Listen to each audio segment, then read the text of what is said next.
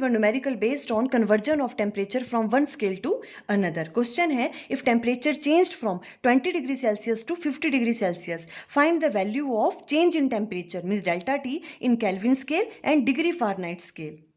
देखो सबसे पहले तो हमें देखना है कितना चेंज हो रहा है, चेंज इन टेम्परेचर कितना हो रहा है. देखो 20 degree Celsius to 50 degree Celsius, तो डेल्टा टी की वैल्यू क्या आएगी, 50 माइनस 20 मीन्स 30 डिग्री सेल्सियस का चेंज हो रहा है. ये जो चेंज हो रहा है इसकी वैल्यू आपको फाइंड आउट करनी है अब केल्विन स्केल में एंड डिग्री फारेनहाइट स्केल में. सबसे पहले हम केल्विन स्केल में फाइंड आउट करेंगे. तो देखो यहाँ पे हमने सेल्सियस स्केल राइट डाउन कर ली और यहाँ पे केल्विन स्केल हमने राइट डाउन कर ली. अब अगर आप ध्यान से देखो डिग्री सेल्सियस में 0 degree Celsius to 100 degree Celsius कितने का चेंज हो रहा है, यहाँ पे 100 डिग्री सेल्सियस का चेंज हो रहा है. और अगर हम केल्विन स्केल की बात करें तो देखो यहाँ से लेके यहाँ तक कितने का चेंज हो रहा है, दिस माइनस दिस, तो कितना आएगा 100 केल्विन का चेंज हो रहा है. तो यहाँ से एक बात क्लियर है, देखो 100 डिग्री सेल्सियस चेंज हो रहा है और यहाँ पे कितना हो रहा है 100 के का चेंज हो रहा है. तो यहाँ से एक चीज़ राइट डाउन कर सकते हैं, 1 डिग्री सेल्सियस अगर चेंज हो रहा है तो वो किसके बराबर होगा, 1 केल्विन चेंज के बराबर. तो देखो 1 डिग्री सेल्सियस चेंज किसके बराबर हो गया, 1 केल्विन चेंज के बराबर.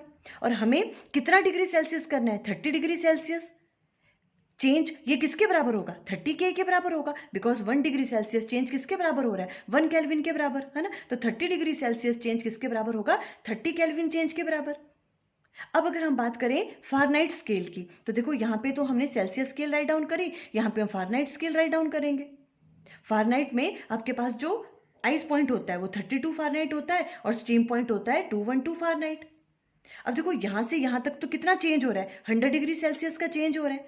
और यहाँ से यहाँ तक कितने का चेंज हो रहा है, 212 माइनस 32 करेंगे तो कितने का चेंज है, 180 फारेनहाइट का चेंज है. तो यहाँ पर देखो 100 डिग्री सेल्सियस जब चेंज होता है तो कितने का चेंज हो रहा है, 180 फारेनहाइट का चेंज हो रहा है. तो हम यहाँ राइट डाउन कर सकते हैं 100 डिग्री सेल्सियस चेंज किसके बराबर हो रहा है, 180 फारेनहाइट चेंज.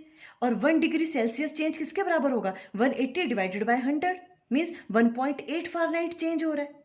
अब हमें क्या करना है, 30 डिग्री सेल्सियस को बताना है फारेनहाइट में कितना है. तो 30 डिग्री सेल्सियस चेंज किसके बराबर होगा, 1.8 मल्टीप्लाई कर देंगे हम 30 से तो वो आ जाएगा 54 डिग्री फारेनहाइट, इतना चेंज होगा. फॉर मोर न्यूमेरिकल्स वीडियो का लिंक स्क्रीन पे आ रहा होगा. Thank you.